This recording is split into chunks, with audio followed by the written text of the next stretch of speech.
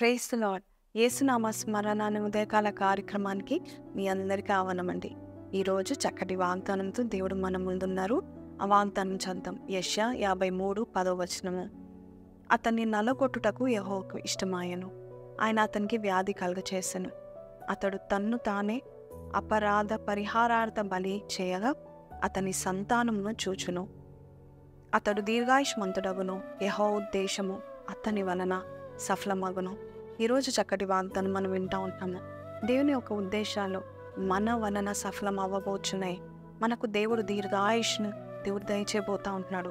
కానీ కొన్నిసార్లు దేవుని బిడ్డలకు దేవుడు శ్రమను అనుమతిస్తాడు, వ్యాధిని అనుమతిస్తూ ఉంటాడు.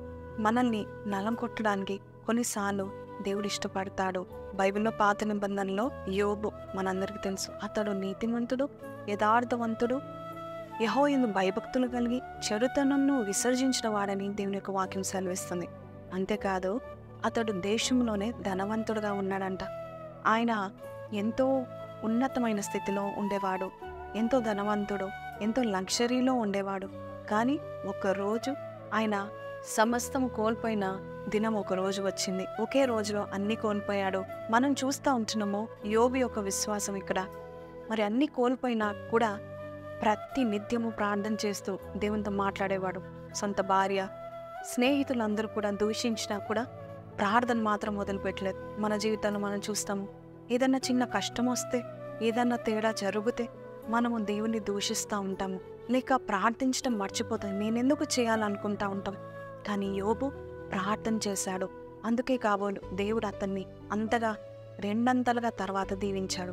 దేశంలోనే ధనికుడుగా దీవించాడు, ఉన్నతమైన వాడుగా చేశాడు. అంతేకాదు ఆయనకి 700 ఉంటే 1400 చేశాడు, 500 నుండి 1000 వరకు దేవుడు దీవించాడు. ఏదైనా రెట్టింపును దేవుడు దయచేశాడు.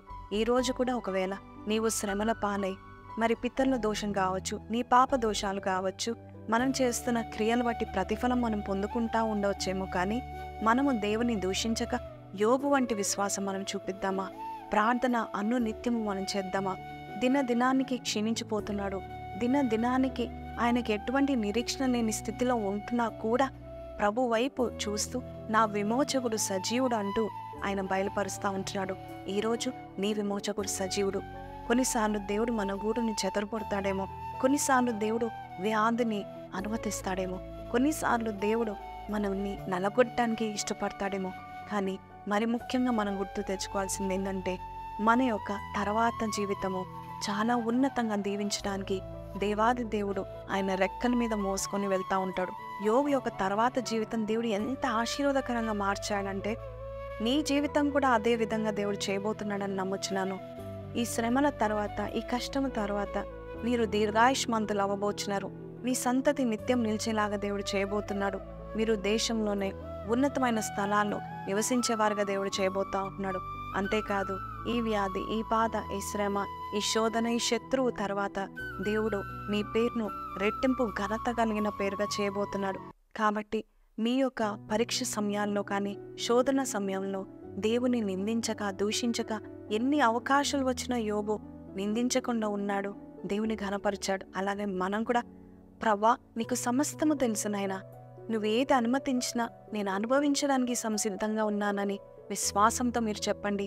మన దేవుడు మన చేతుల్ని విడిచిపెట్టేవాడు కాదు, మనల్ని వదిలిపెట్టే దేవుడు కాడు.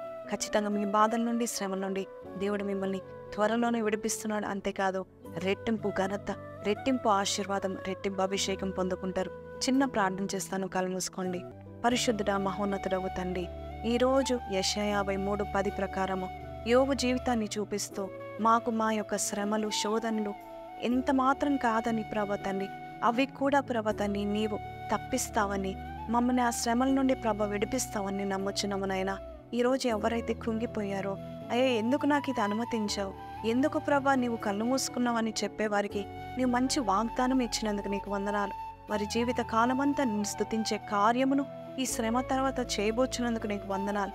వారి యొక్క పేరుని గొప్ప చేయబోతున్నందుకు నీకు వందనాలు. ఆశీర్వాదమును, అభివృద్ధిని వారు చూడబోచున్నందుకు నీకు వందనాలు నాయన. నీవే ప్రభ ప్రతి బిడ్డని, ప్రతి వ్యక్తిని పేరు పేరున దీవించి ఆశీర్వదించమని యేసు పరిశుద్ధ నామములో అడిగి వేడుకొంచున్నాం తండ్రి.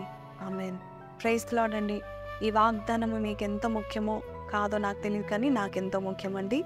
ఈరోజు నా సర్జరీ ఉంది, నా కొరకు ప్రార్థన చేయండి. ప్రతిరోజు వైఎన్ఎస్ మీరు తప్పకుండా వీక్షించండి. తప్పకుండా దేవుడు మీతో మాట్లాడుతూ ఉంటారు. But don't forget to pray for your dear sister. నా గురించి ప్రార్థన చేయండి. త్వరగా కోలుకొని త్వరగా మీ మధ్యలో ఉండాలని ఆశపడుతూ ఉంటున్నాను. Until then please to continue to pray for me. ఒకవేళ మీ ప్రేయర్ రిక్వెస్ట్ ఉంటే మా ప్రేయర్ టీమ్ మీ కొరకు ప్రార్థన చేస్తూ ఉంటారు. See you again. Until then take care. Praise lord.